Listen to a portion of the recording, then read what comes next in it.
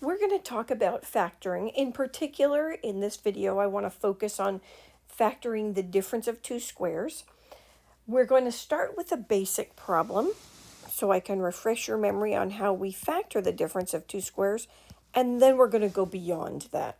So if we take the basic a squared minus b squared, we know that it factors into conjugates, so we set up our parentheses for the two binomials that we expect. The a squared gets split up into a and a. The b squared gets split up into b and b. And we know one sign is a plus in the middle and one sign is a minus in the middle. And we have it factored. And essentially, that's what we do for every expression when it's the difference of two squares and the goal is to factor it. So let's move to the next one. Let's say the problem is a squared minus 100 b to the 46th. Now, certainly a squared is a perfect square. We can see the 2 for the exponent, and I hope you recognize that 100 is a perfect square. But do you recognize that b to the 46th is a perfect square? Now, before we continue, let's write a list of how perfect squares can look. So here we are. I'll do it over here on the right-hand side. So perfect squares can look like this. 1 times 1, which is 1, or 2 times 2, which is 4, or 3 squared, which is 9. 4 squared gives us 16. 5 squared is 25. 6 squared is 36, and so on. So those are some numeric perfect squares. But how about if we look at some algebraic expressions that are perfect squares? We could write x squared or y squared or m plus 15 squared. Each of those are perfect squares. The 2 in the exponent give it away. But we could also have this, x squared squared, which we know equals x to the 4th. Or x to the 3rd squared. That's a perfect square. And that equals x to the 6th. And x to the 4th squared equals x to the 8th. And x to the 5th squared equals x to the 10th. Or even x to the 11th squared equals x to the 22nd. Now, how will we know that we have a perfect square if we're looking at an expression with exponents? Well, notice these exponents are all even numbers. And anytime we have an exponent that is even, we know that we have a perfect square.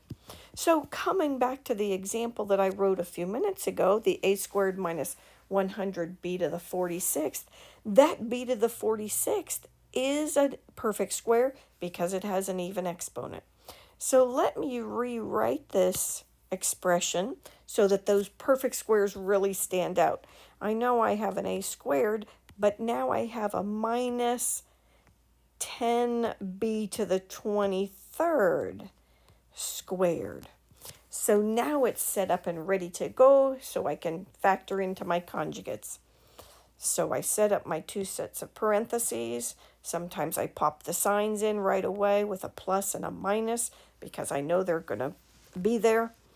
My a squared gets split up into a, and my 10b to the 23rd squared gets split up into 10b to the 23rd and 10b to the 23rd.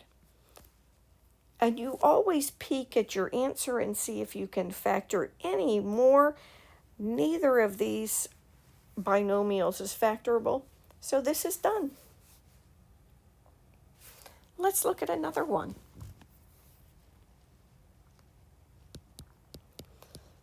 So we'll look at 25x to the 14th minus 36 y to the 82nd power. Do you see that those are perfect squares? Let's write it so those perfect squares are obvious. Let's see what's being squared for this first term. We have 25x to the 14th. That means 5x to the 7th is being squared. Minus, on this next one, let's see, 36 is equal to 6 squared, and y to the 82nd is equal to y to the 41st squared.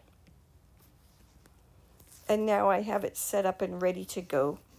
So I set up my two sets of parentheses. I have a pair of conjugates, so I'm going to put a plus in one and a minus in the other. And we have 5x to the 7th as the first terms in each binomial, and 6y to the 41st will be the second term in each binomial. And again, I look at that, I don't see any more factoring that I can do, so it's finished. As you practice these, you might find that you don't need to go through the intermediate step that is written right here. Depending on your comfort level, if you recognize those perfect squares, it's perfectly acceptable to go from this first line down to this last line without writing that intermediate step. And in fact, that's what I'll do on the next one. So let's go on and do another similar problem. So here's our next example. Oops.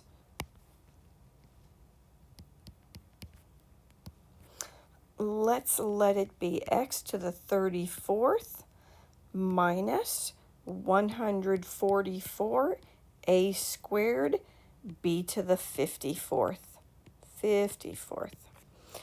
Notice each of the exponents is an even number, so they are perfect squares. The expressions are perfect squares, and 144 is 12 squared, so this does fit the pattern of the difference of two squares. So this time I am going to bypass that intermediate step.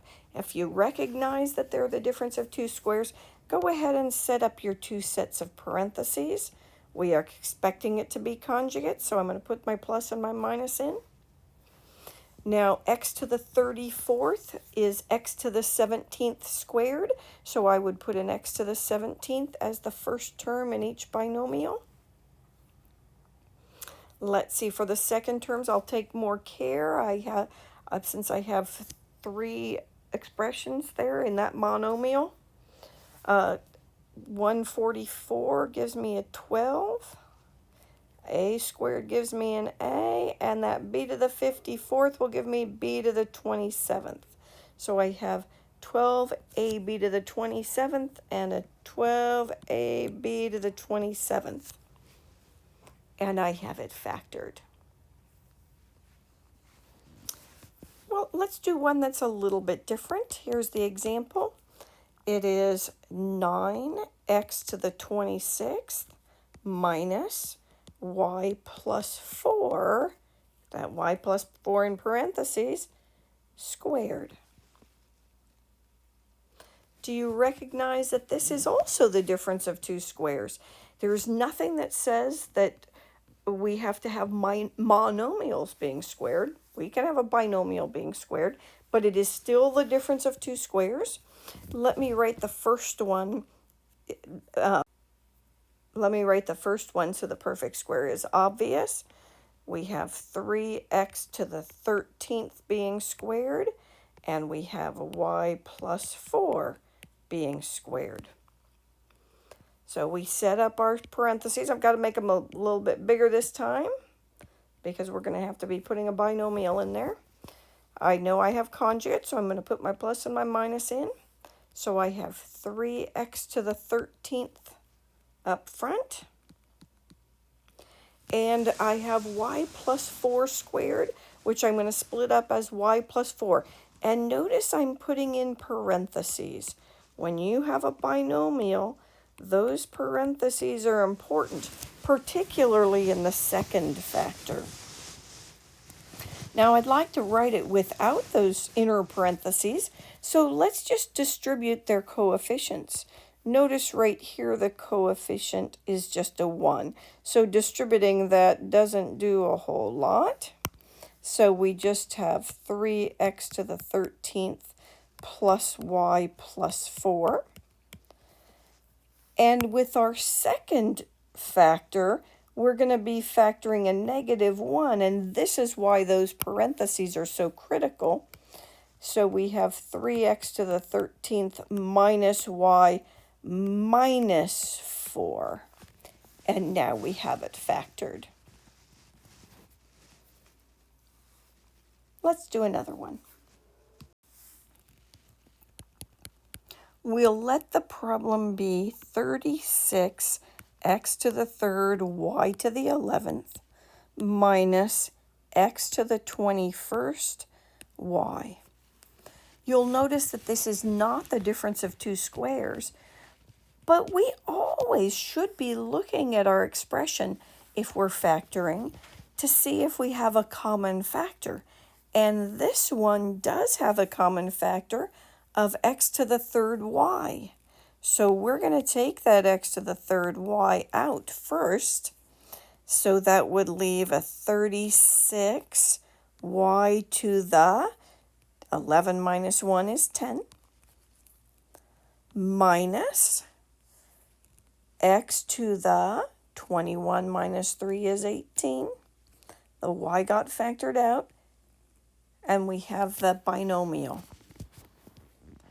Now notice inside the parentheses, we have the difference of two squares. So we must continue. When the directions say, and I don't even have any directions written here, the directions should read factor completely. That means you keep factoring until each factor is prime. So let's continue. We have x cubed y. We recognize those as the difference of two squares, so we write the product of conjugates. The 36y to the 10th becomes 6y to the 5th times 6y to the 5th. And the x to the 18th becomes x to the 9th times x to the 9th. And I look to see if there's any more factoring I can do, and there is not. Let's look at a problem like this. It will be 25x to the -1 minus 64 x to the 11th.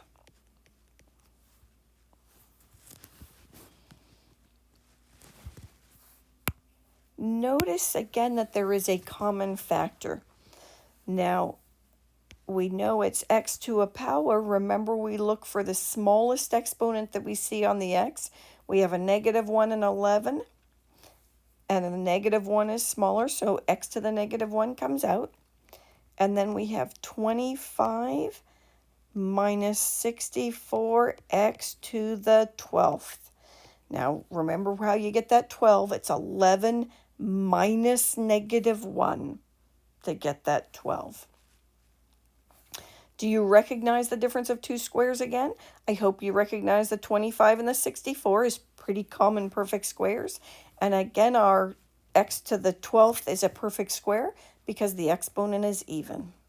So we can factor. X to the -1 just comes down. I set up my parentheses. Now the 25 is first, so I make sure that the 5 goes in the first spot in the binomials. My 64x to the 12th gets split up into 8x to the 6th times 8x to the 6th, and those are the second terms in the binomials. And this one's done. Now, sometimes people think that this looks funny because we have the 5 first and then the 8x to the 6th second, and I would agree to a little bit. So here's an alternative. Another option. right here, we could, let's come over here, factor out a -1 so that the 64x to the 12th has a positive coefficient instead of a -1. So here's what I'm saying. We're going to take that expression and we're going to factor out a -1. Notice I'm going to put it right up front. -1 times x to the -1 times 64x to the 12th minus 25.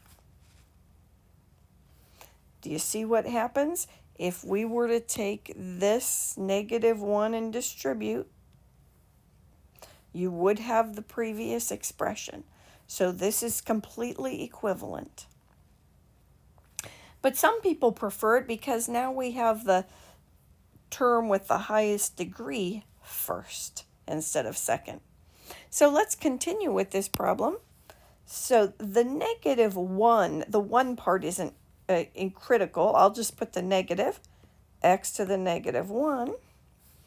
Now I'll have 8x to the 6th as the first terms in the binomials. So 8x to the 6th plus 5 times 8x to the 6th minus 5. And either of these two is considered correct as a factorization for this particular problem. Let's do another one. The directions will still be factor completely. And our example will be 81a to the 7th minus a to the -13th. Again, we have one that has a common factor, and we see a's in each of the two terms. The smaller of the two exponents is -13, so I factor out an a to the -13. So in the first term, I'll have an 81a to the 7 minus -13 is 20. Then a minus 1. Do you recognize that we have the difference of two squares? 81 is 9 squared. A to the 20th is a to the 10th squared. And 1 is, of course, 1 squared. So we have the difference of two squares. So we'll factor it into conjugates. And with practice, it gets a little smoother and a little quicker getting through the problem. So our 81a to the 20th gets broken up into 9a to the 10th times 9a to the 10th. Our 1 gets broken up into 1 times 1, and we make sure 1 is plus and 1 is minus. And it's very tempting to stop right there. People think they've done enough. We've pulled out a common factor. We've done the difference of two squares. But notice the directions up here. Factor completely. That means we don't stop if something is not prime. We have this 9a to the 10th minus 1. Do you notice that it is also the difference of two squares? So we need to continue. Bring down the a to the -13th. Bring down your 9a to the 10th plus 1. And now we factor this binomial into conjugates. So we have 3a to the 5th plus 1 times 3a to the 5th minus 1. And now we have the problem finished. Let's do one last problem. We should do one where the exponents are in integers. So here it is. 2x to the 5/2 minus 98x to the 1/2. Remember, it's much the same as the previous problems. It's just that the exponents are a little more entertaining. So I see a common factor. Look at the numbers, a 2 and a 98. A common factor of 2.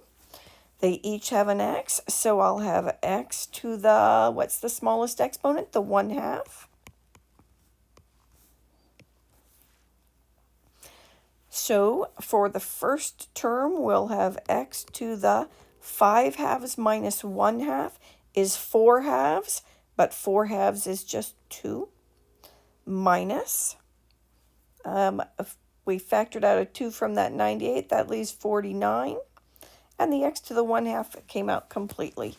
So now that we just have an x squared minus 49, I hope you recognize that one as the difference of two squares, a basic one actually. So we have x plus 7 times x minus 7. And this one's factored as well. I hope you'll go enjoy factoring some problems that have some entertaining difference of two squares in them.